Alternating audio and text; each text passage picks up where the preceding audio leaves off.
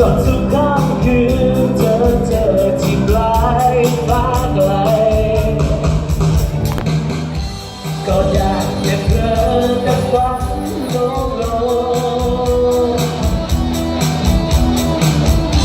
ก็ลงชื่นชมโดยเธอไม่รู้เจอเธอที่ไรที่ใจเต้นรัวฉันก็ชักกลัวเธอไม่สนใจแค่เดินเข้าไป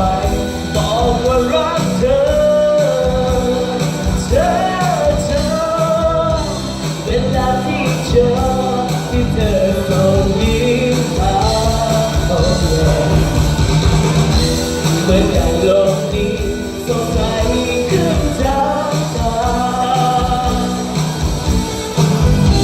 ในช่วงเวลาที่ต้องการใครเข้าใจสักคน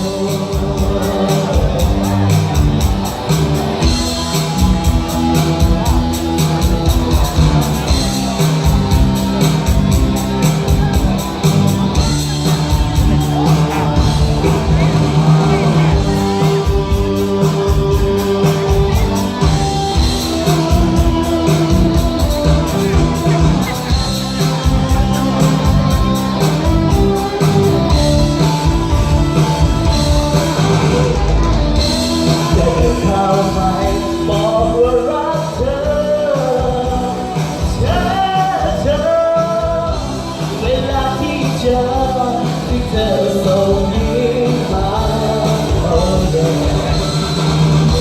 เหมือนกับโลกนี้สดใสขึ้นจากตาในช่วงเวลาที่ต้องการใคร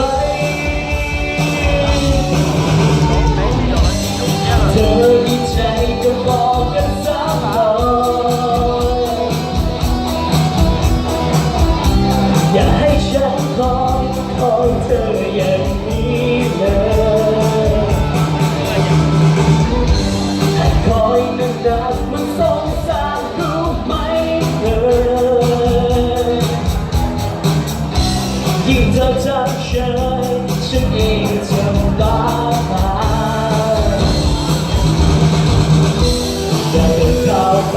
แต่บอกว่ารักเธอ